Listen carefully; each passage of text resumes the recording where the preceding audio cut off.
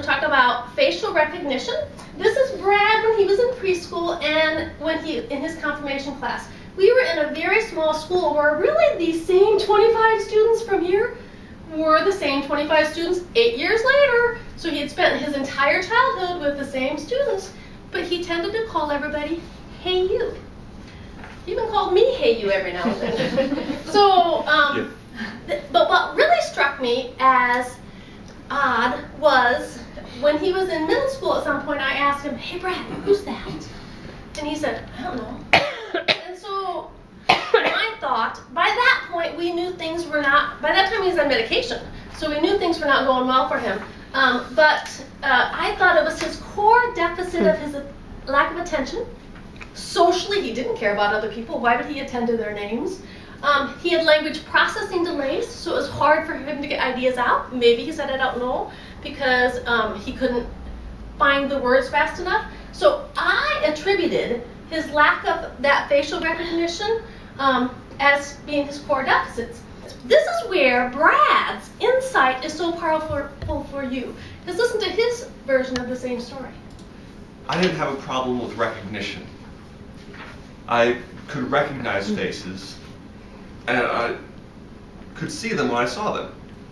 Realized that it wasn't the recognition, but matching up bits of data. Because I would have people's faces in my mind, and I would have people's names in my mind, but when push came to shove, they wouldn't come together. It was a disconnect of the mind. I called attribute assignment. So, with this disconnect, it makes for a lot of more problems beyond just being able to recognize someone.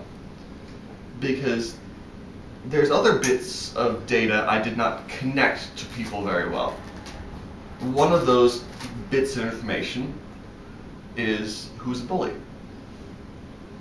Because it would take me a while to process, when I see someone's face, to process everything I know about them. And so when I was in 4th grade, there's a really bad bully around. And I remember frequently getting picked on in the bathroom. The teacher wasn't there. Classic bully pick-on spot. And I think to myself, why did I allow myself to get into the bathroom with the bully? Because it's not very big. You can see the people in there. So I just didn't recognize him as the bully immediately. Which makes for even a bigger problem because that's the friend or foes. I see people out there and innately wouldn't recognize them as friend or foe. They were just people. And so every time I would walk up to someone and have an interaction with them, innately I wouldn't know what to expect.